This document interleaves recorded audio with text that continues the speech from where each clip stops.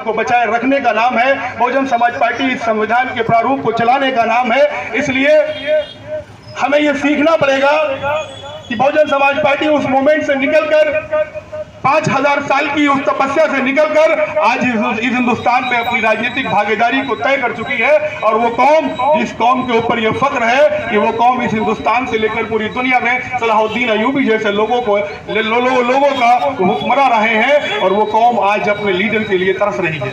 क्योंकि हमारा चुनाव ठीक नहीं है, क्योंकि हम अपना चुनाव जो है 2014 से लेकर और 2024 तक जिस पार्टी में अपना भविष्य तलाश कर रहे हैं, असल में वो पार्टी में हमारा भविष्य है ही नहीं। क्योंकि जब 2022 का विधानसभा चुनाव संपन्न होता है तो इस प्रदेश की सबसे बड़ी विपक्षी पार्टी को 32% वोट मिलते हैं। आपको जानकर हैरानी होगी कि उस 32% में 22% वोट आपका था, और उस 22% वोट का नतीजा हमको वापस ये मिला कि आजम खान को बकरी चोरी में जेल जाना पड़ा, और इस उत्तर प्रदेश की 80 सीटों में तुम्हारे दामन में सिर्फ 4 सीटें आई। और वहीं बहुजन समाज पार्टी ने 23 लोकसभा उम्मीदवारों को इस प्रदेश के अंदर उतारकर यह साबित करने का काम किया कि तुम्हारा हितैषी कौन है, तुम्हारे हमदर्द कौन है। अगर तुम पहचान नहीं पा रहे हो तो ये अफसोस की बात है, क्योंकि यही वो गठबंधन है, यही वो तालमेल है जो तुमको इस संवैधानिक ढांचे में रखने का काम करेगा।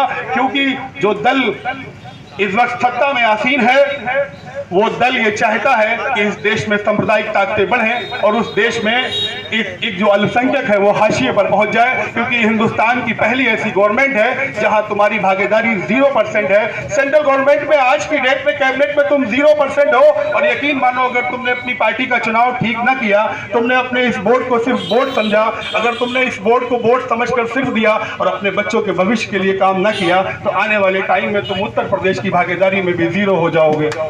इसलिए ये वक्त बहुत कम टाइम बचा है। कल चुनाव का प्रचार थम जाएगा और उसके बाद यही चलेगा कि कौन जीत रहा है, कौन हार रहा है। और हमारे ऊपर एक जिम्मेदारी देश में आजादी के बाद मेरे कंधों पर डाली गई, और वो आजादी है इस देश में भाजपा को हराने की।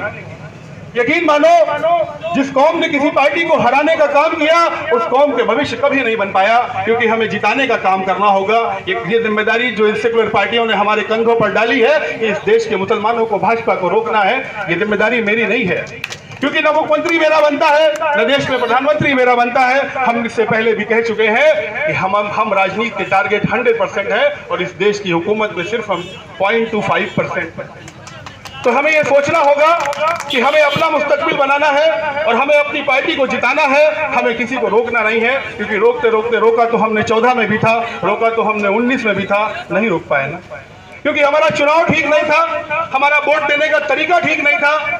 अगर हमने अपने वोट देने के तरीकों को, अपने चुनाव को ठीक रखा, यकीन मानो जिस बाबा साहब भीमराव अंबेडकर के साए के संविधान में तुम पाकिस्तान जाने से रुक गए थे और तुमने इस हिंदुस्तान की मट्टी को चूमा था और चुना था, यकीन मानो अगर तुमने अपनी पार्टी को जिताने का काम अपने कंधों पर ले लिया, तो यकीन मानो तुम्हारी आने वाली नस्लें इस हिंदुस्तान की राजनीति की बराबर की भागीदारी। एक चीज और, बहुत कम टाइम है, छोटी सी बात है कि देखिए जो चुनाव है, कहते हैं चाय वाला, हमने इस देश में चाय वाला बैठाला। यकीन मानो अगर पान वाला बैठालते तो बता के चूना लगाता, बगैर बताए चूना लगा रहा। इस देश में इस सरकार ने तुम्हारी कीमत 30 पैसे तय की है, क्योंकि कोविशील्ड जो इस देश में लगाई गई है वो 140 करोड़ लोगों की जनता को लगाई गई है, और भारतीय जनता पार्टी ने 52 करोड़ का चंदा वसूला है। अगर उस 52 करोड़ के चंदे को 140 करोड़ में डिवाइड करोगे तो तुम्हारी जान की कीमत सिर्फ इस पार्टी ने 30 पैसे की लगाई है। और वो 30 पैसे की कीमत इस हिंदुस्तान की राजनीति में सिर्फ मुसलमानों की लगाई नहीं गई है, इस देश के प्रत्येक नागरिक की लगाई गई है। ये जिम्मेदारी आपकी बनती है कि हम आने वाले 13 तारीख को, कम समय है,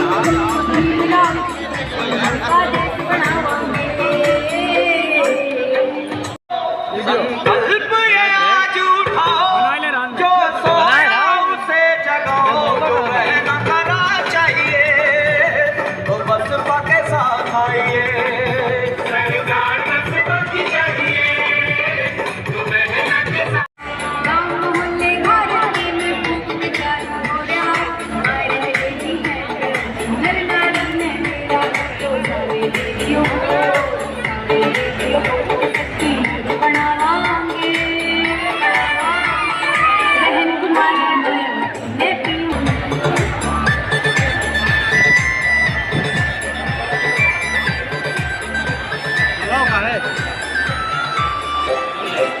हेलीकॉप्टर उड़ा फिर चले